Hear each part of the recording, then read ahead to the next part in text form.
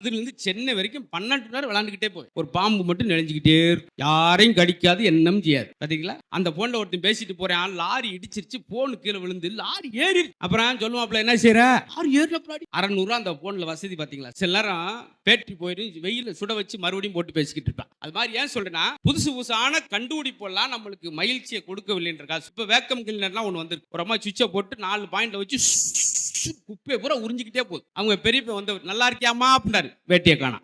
Vacuum cleaner படத்துல பாட பாத்தீங்களா? மாதிரி நிறைய விஷயங்கள் வந்தா கூட இன்னும் மாறாம இருப்பது உங்களுடைய சிரிப்பு. நான் ஒரு 5 மணி நேரம் டிராவல் பண்ணி வர்றப்ப எனக்கு என்ன சந்தோஷம்னா, நீங்க எல்லாம் கைதட்டி சிரிக்கும் போது அந்த அலுப்பு களைப்பெல்லாம் நீங்கிரும். அதான் நான் பார்க்க. இப்ப நீங்க பேசும்போது நான் ஏதாவது பேப்பர் வச்சிருக்கேனா, நான் ஒரு 19 வருஷம் மேடையில் பேசும்போது இந்த பேப்பர் வச்சு பழகவே இல்லை.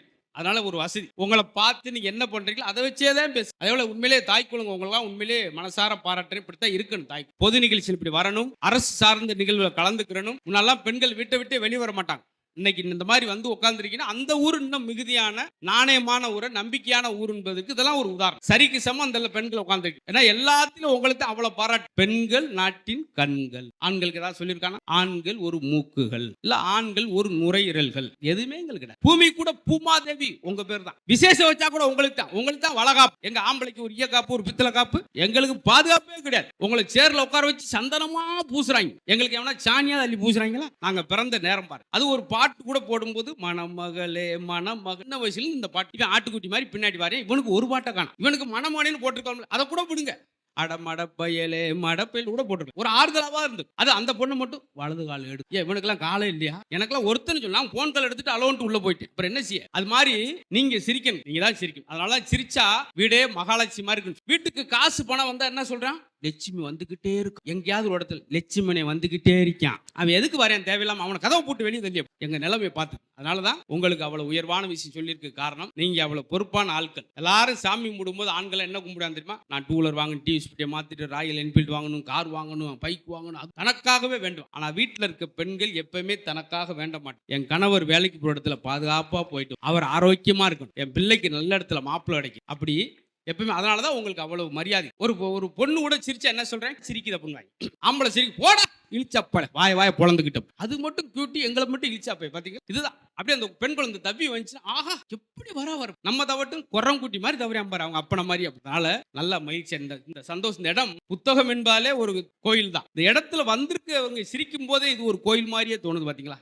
எல்லா இது. ஏன்னா சிரிக்கிற குழந்தைகிட்ட, அடுத்த தலைமுறை சிரிக்க வச்சு வர்ற குழந்தைகிட்ட வன்முறை இருக்காது, குரோதம் இருக்காது, கெட்ட காரியங்களை செய்ய மாட்டேன். அதான் முக்கியமான விஷயம். சிரிப்பு அவ்வளவு விஷயத்தை செய்யும் சார். பாத்தீங்களா? நான் ஒரு விஷயம் சொன்னேன் பாத்தீங்களா? ஏன் பூக்கள் எல்லாருக்கும் பிடிக்குது? எல்லா இடத்துலயும் எதுக்கு பூக்களை பிடிக்கும்? எல்லாரும் ஏன் பூவா பார்த்தோம் ஆசையா புடுங்குறோம்? அது சிரித்து கொண்டே இருப்பதால் பூக்களை எல்லாருக்கும் பிடிக்கிறது. சிரித்து கொண்டே இருக்க மனுஷனையும் எல்லாருக்கும் பிடிக்கும். 6 அடி உயரம்ங்க, பயங்கர கலரு அப்படின்னு இருந்தா கூட சிரிக்கலாம். அவன் ஒரு உம்மனா மூஞ்சிங்க. சிரிக்காத முகத்திற்கும் செத்த பிணத்திற்கும் பெரிய வித்தியாசம் இல்லை. அதனால உங்களெல்லாம் நாங்க அடிக்கடி சிரிங்க மயில். சிரிக்கும் போது மட்டும் உடம்புல உள்ள 6 லட்சம் நரம்பு வேலை செய்யுது. அங்க ஒரு அம்மா பெரிய டாக்டர், பெரிய படிச்சானாக்கும், இவன் என்னைக்கு எண்ணி பார்த்தியான் இப்பெல்லாம் சொல்லக்கூடாது, சரின்ட்டு போயிடும். திடீர்னு வந்து கேள்வி கேட்டா என்ன செய்யும்? யாரெல்லாம் சிரிப்புக்கு நேரம் ஒதுக்கலையோ அவங்க ஒரு டாக்டருக்கு நேரம் ஒதுக்கிடுவீங்க. பார்த்து, ஏன்னா ஒன்றும் தப்பா சொல்ல. இப்போ ஒரு ஆள் டாக்டர் போய் உட்காந்தோடனே டாக்டர் சொன்னார், மெதுவா கையை தூக்குங்க, அப்படியே காலை நீட்டுங்க, இடிக்குது உள்ள மடக்கு, மூச்சு விடுங்க, சட்டையை கலத்துங்க, முதுக காட்டுங்க, காட்டுங்க, பல்ல விளக்குங்க, மூக்க காட்டுங்க,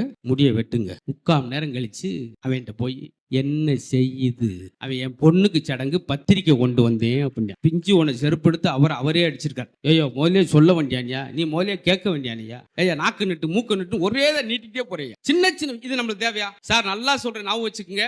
உங்களுக்கு மன அழுத்தம் ரொம்ப ஸ்ட்ரெஸ்ஸா இருக்கிறப்ப நீங்க செய்ய வேண்டிய 2 விஷயம். மெல்லிசான ஒரு இசையை கேளுங்க. தயவு செய்து ஒவ்வொரு இசைக்கும் ஒவ்வொரு ராகத்திற்கும் ஒரு நோயை குணப்படுத்துற சக்தி இருக்கு. புன்னாகவரை ராகம் கேட்டீங்கன்னா மேடைக்கு பாம்பு வரும். அமிர்தவரிசி ராகம் கேட்டீங்கன்னா மலையே வரும். ராகத்திற்கு அந்த மகத்துவம். மன அழுத்தம் வரும் போல மெல்லிசா ஒரு பாட்டை கேளுங்க. நீங்க வாட்டுக்கு அவுட்டு காட்டு இருக்கிறது டப்புன்னு இதயம் துடிச்சிடும். மெல்லிசா கேட்கணும், அதான் ரொம்ப முக்கியம். அதே போல ஒரு நகைச்சுவை கேட்டு கண்ணில் தண்ணி வர அளவுக்கு சிரிக்கிற அளவுக்கு நோய் நொடியே கிடையாது. நம்மாழ்வார் இயற்கை விஞ்ஞானி என்ன சொல்றாரு தெரியுமா? உலகத்திலே 2 நீர் தான் ரொம்ப ஆரோக்கியமான நீர். கண்ணில் வரக்கூடிய கண்ணீரும் வாயிலிருந்து வரக்கூடிய உமிழ் நீரும். இந்த உமிழ் நீர்னால எந்த புண்ணையும் ஆற்றக்கூடிய சக்தி இருக்கு. அதுதான் பூனை நாய் எல்லாம் பாருங்களேன், தான் புண்ணை அப்படியே நாவால நக்கிக்கிட்டே இருக்கு, உடனே ஆறிடும்.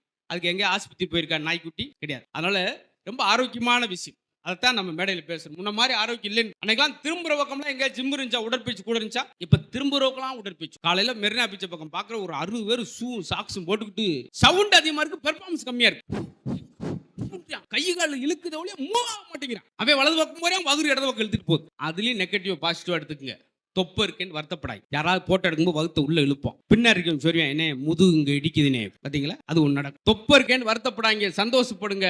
ஏன்னா குப்பரக்க விழுந்தீங்கன்னா உங்க மூக்குல இடிக்காது. 1.5 அடி கப்பு எடுக்கும் தரைக்கும் மூக்குக்கும். ஒல்லியா இருக்கிற சொத்து விழுந்தானா மூக்க காணாம தேடிட்டு இருப்பான். சிரிக்கிறதுக்கு இல்ல, இது விஷயம் தான். எப்பயுமே நெகட்டிவ் அப்புறம் பாசிட்டிவா மாத்திக்கிங்களேன், சந்தோஷமா இருக்கும். அது மாதிரி இந்த வாக்கிங் போறேன் சொல்றேன், ஒருத்தன் வகுத்துருச்சோட, என்ன மாப்பிள 8 வருஷமா வாக்கிங் போறேன், 1/2 கிலோ வெயிட் கூட குறையலையே, எப்படா வாக்கிங் போறேன்னு பார்த்தா 4 ஸ்டெப் போறேன் சார். 4 உளுந்த விட கொன்னே லவக்கு லவக்கு லவக்கு 2 ஸ்டெப் சுண்டல் கொன்னே சாப்பிட்டுட்டு வெயிட்டே குறையல. அப்ப இந்த வாக்கிங் கூட எப்படி இருக்கு தெரியுமா? நடையில ஆரம்பிச்சு வடையில முடிஞ்சிருக்கு. இதுக்கு பேர் வாக்கிங்கா? வேர்க்க வேர்க்க அப்படி சட்டை நானே போனா தானே வாக்கிங். சிலர் நாய்க்குட்டியெல்லாம் கூட்டிட்டு வாக்கிங் போவாங்க. ஒருத்தர் நாய்க்குட்டியை கூட்டிட்டு வாக்கிங் போனா ஒரே வாரத்துல 2 கிலோ வெயிட் குறைஞ்சிருச்சு. நாய்க்குட்டிக்கு, அவனுக்கு இல்ல. அங்கிட்டு இங்கிட்டு இழுத்து தப்பிட்டு ஓடி. அதே போல தொகுப்புலாம் எடுத்து ஏன் பேச, ஒரு புத்தக திருவிழாவில் புத்தகம் நெப்போலியன் கூட பாருங்களேன், குதிரையில இருந்து கொண்டே தூங்குறது கிடையாது, குதிரையில இருந்துகிட்டே படிப்பார். ஜவஹர்லால் நேரு அவர்கிட்ட கேட்டாங்க, எப்படி சார் மேடையில் அழகா பேசு, அதுக்கு என்ன காரணம் அப்படின்றது நேரு அவர்கள் சொன்னது, நான் நேரத்தை திருடுகிறேன் அப்படின்னா. இப்படி என்னுடைய உதவியாளர் வெளியே நிற்பார், என் பெட்டி கடையில புத்தகம் வச்சிருப்பேன், அவர் உங்களை 5 மணி நேரம் தூங்க சொல்லியிருப்பார், நான் அதுக்கு தெரியாம அந்த பெட்ல இருந்து எடுத்து நான் புத்தகத்தை 1 மணி நேரம் படிப்பேன் அப்படின்னு சொல்றாருன்னா அதுதான் பெரிய விஷயம். அப்படி வாசித்தவர்கள் பூரா வெற்றி அடைந்திருக்கிறார்கள். நான் அன்னைக்கெல்லாம் அந்த அசத்தப்ப அந்த நிகழ்ச்சி எல்லாம் பேச சொல்லும் போது ரொம்ப சிரமம் எடுத்து தான் பேசுவேன். ஏன்னா ஒரு நாளைக்கு 5 எபிசோட் பேசுவேன். அப்பெல்லாம் யூடியூப் இல்லாத காலம், ரொம்ப கஷ்டப்பட்டு பேசுவேன், 1 மணி நேரம் பேசுவேன். அப்பெல்லாம் படித்த படிப்பு தான் இன்னைக்கு உங்ககிட்ட இந்த கைதட்டல் வாங்குறதுக்கு எனக்கு உதவியா இருப்பது அன்று நான் வாசித்த புத்தகங்கள். பாத்தீங்களா? புத்தகங்கள் என்னென்ன சொல்லி கொடுத்துருக்கு பாருங்க. 100 பேர் சிந்திக்க வேண்டியது ஒருத்தன் சிந்தித்தால் அவன் கவிஞன், 100 கவிஞர்கள் சிந்திக்க வேண்டியது ஒருவன் சிந்தித்தால் அவன் மேதை, 100 மேதைகள் சிந்திக்க வேண்டிய ஒருவன் சிந்தித்தால் அவன் ஞானி, 100 ஞானிகள் சிந்திக்க வேண்டிய ஒருவன் சிந்தித்தால் அவன் தீர்க்கதரிசி, 100 தீர்க்கதரிசிகள் சிந்திக்க வேண்டியது ஒரு ஆள் சிந்தித்தால் அவன் தான் இறைவன். பாத்தீங்களா? அப்ப எவ்வளவு இருக்கு பாருங்க. இந்த காலம் கூட இந்த நேரத்தை விரயம் பண்ணக்கூடாதுக்காக நல்லா வேகமா பேச. எல்லாருக்கும் காலம் ரொம்ப முக்கியமானது. காலத்தை பத்தி அவ்வளவு விஷயம்லாம் பெருமையா சொல்லுவாங்க. அதே போல பணமெல்லாம் மகிழ்ச்சியே கிடையாது. ஆப்பிள் கம்பெனி ஓனர் என்ன எழுதி வச்சிருப்பாரு தெரியுமா? சுயசரிதையில 58 வயசுல என்னோட உயிர் போயிடுச்சு, உயிர் பிரிய போறேன், இவ்வளவு சம்பாத்தியம் அந்த சம்பாத்தியங்களா என்னை காப்பாற்றவில்லை சொல்லி இன்னைக்கு ஆப்பிள் போன் வச்சிருக்கீங்க, அதனுடைய ஓனர் சொல்லு. அதே போல அலெக்சாண்டர் உலகத்து புறம் தான் கட்டுக்கோப்புல கொண்டு வந்தவே என்ன சொன்னான் தெரியுமா? கடைசியா 3 ஆசையை நிவர்த்தி செய்யுங்கன்னு சொன்னான் தளபதிட்ட. என்னங்க, என்னுடைய சவப்பெட்டியை தூக்கி செல்லும் போது அந்த தூக்கி செல்ற 4 பேரும் டாக்டரா இருக்கணும், மருத்துவர்கள் தான் என்னை தூக்கி செல்ல வேண்டும். என்னை தூக்கி செல்லும் வழியில் நான் இதுவரை சம்பாதித்த தங்கம், பிளாட்டினம், வைரம் எல்லாத்தையும் தூவிவிட்டே செல்லுங்கள். என்னை அடக்கம் செய்யும் போது சவப்பெட்டிக்கு வெளியே என்னை கையை வெளியே வைத்து பூட்டுங்கள். எதுக்கு இங்க குழப்பமா இருக்கு, எதுக்கு அரசர் இப்படி செய்யணும் அப்படின்றப்ப அவர் சொல்றார், அலெக்சாண்டர் சொல்றார், எவ்வளவு ஒரு ஆளா இருந்தாலும் உயிர் பிரியும் போது மருத்துவரை நினைச்சா கூட காப்பாற்ற முடியாது என்பதற்கு தான் என் சவப்பெட்டியை மருத்துவர் தூக்கி செல்ல வேண்டும். நான் சம்பாதித்த பொருள் கூட என் கூட வரப்போவதில்லை அப்படின்றது என்னுடைய நகைகள்